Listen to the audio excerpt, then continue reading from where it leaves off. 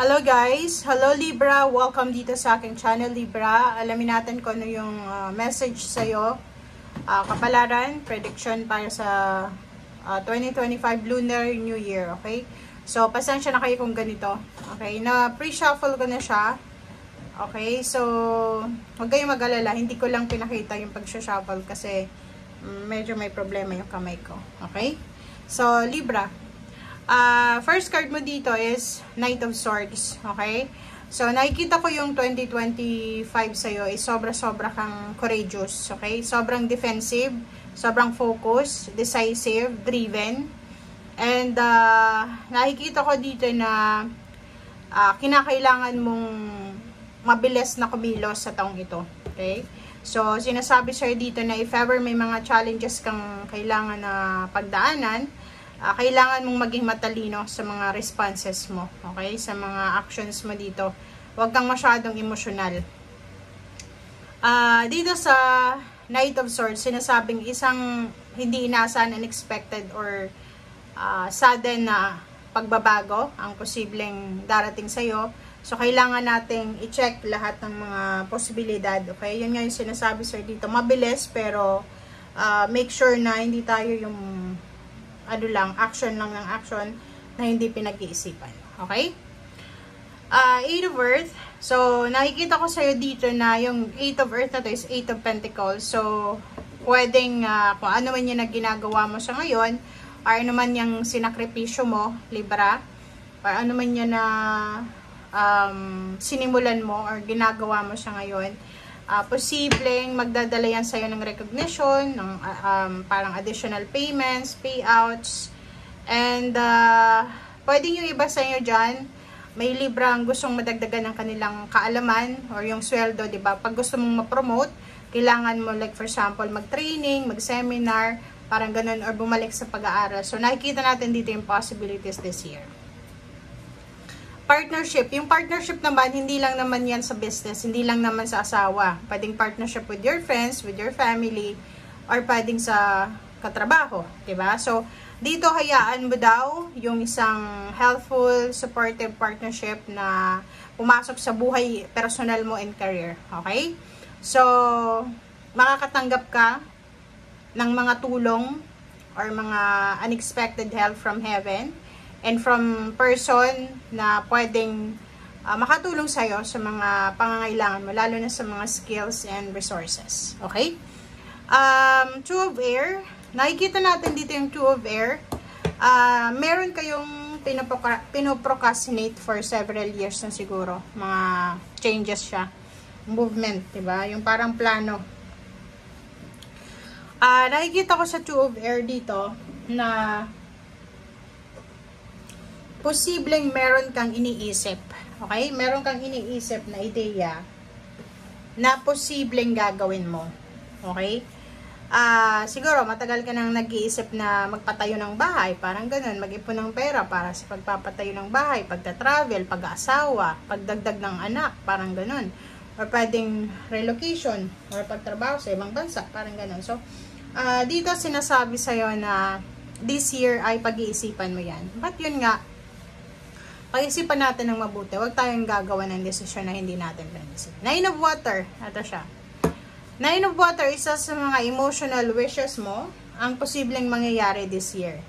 Kung naghahangad ka ng additional member like baby, pwedeng ibigyan sa'yo. Kung relationship. Kung halimbawa na safety ng pamilya, pwedeng makuha mo din yan. Kung halimbawa na kasal, partnership, diba? So, kung halimbawa, ang tagal-tagal mo nagpe-pray para sa kasal, tagal mo nang nagpe-pray para sa, like, birthday mo, na sana magkaroon ako ng ganito-ganyan, or yung pamilya mo na panay-away, panay-gulo, so marami kang minamanifest, pinagpe-pray.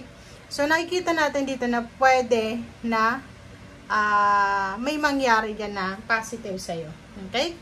So, the Hierophant, at ang the Hierophant naman, sinasabi sa'yo dito na welcome new relationship na pwedeng dumating sa buhay mo.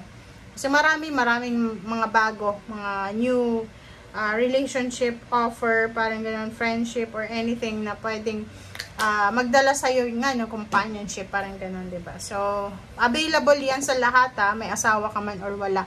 Okay? Okay. Next card natin is itong Three of Water, diba? Three of Water is all about celebration. Celebratory yung year na to para sa'yo. So, kung makikita mo dyan, sinasabi ng bara sa'yo na marami kang isa-celebrate sa taon na ito. Okay? Napakaraming dahilan, napakaraming rason para mag-celebrate ka. And yun na nga, sabi ko sa'yo, marami kang rason, marami din dahilan para mag-celebrate. And Queen of Air, itong Queen of Air na to, sinasabi ng Queen of Swords na yan na siguradong sigurado ka na sa mga step mo. Okay? Siguradong sigurado ka na sa mga movements or step mo sa mga susunod na araw, buwan or taon. Yung Queen of Air kasi, parang sawang-sawa ka na sa dati mong buhay, sa dati mong sitwasyon. So, talagang sobra-sobra yung kagustuhan mong makaalis sa sitwasyon na yan. Pwedeng literal sa lugar na yan. Parang iniisip mo sana makaalis na ako dito sa lugar na to, sa relationship na to, or sa ano pa man. Okay? And Temperance, ano yung Temperance? Sinasabi sir dito ng be patient. Lahat ng ginugusto mo sa ngayon ay mangyayari yan sa tamang panahon. So, kailangan natin ng pasensya, kailangan natin ng pagtitiis, kailangan natin ng paghihintay. Okay? Eight of Air, Eight of Swords. So, yun, ang nakikita ko sir dito is if you're suffering Eight of Air, yung stagnation, financial stagnation, emotional stagnation, restrictions, alam mo yon, walang pera na, magulo pa yung relationship, magulo pa yung pamilya, magulo pa sa pinagtatrabahuhan, parang gano'n. So, nakikita ko sa'yo dito na kinakailangan mo ng sobrang pasensya. Okay? Be patient. Okay? Darating yung araw, darating yung panahon na talagang para sa'yo. Darating na itong Nine of Air and Three of Water na yan. Nine of Water and Three of Water. So, itong Queen of Air na to, sinasabi nung hindi lang ikaw ang may kagustuhan na makaalis sa sitwasyon na yan. Kaya hindi lang ikaw, lahat ng tao dito sa mundo ay naghahangad ng prosperity na abundance. So, wag kang malungkot, wag kang mag-alala if ever na parang iniisip mo na ikaw lang yung pinaka mahirap dito sa mundo. Hindi, nagkakamali ka doon. Okay? Lahat tayo may pinagdadaanan na hirap, depende yun sa kung paano natin dinadala. Okay? Lahat tayo may obligasyon, lahat tayo may kalungkutan. So, isipin mo na walang perfect na tao dito sa mundo, walang perfect na buhay. Kung anong nakikita mo sa social media ang masaya, hindi yan totoo. Kasi yung totoong istorya niyan ay sa likod ng camera. Okay? Thank you guys. Bye!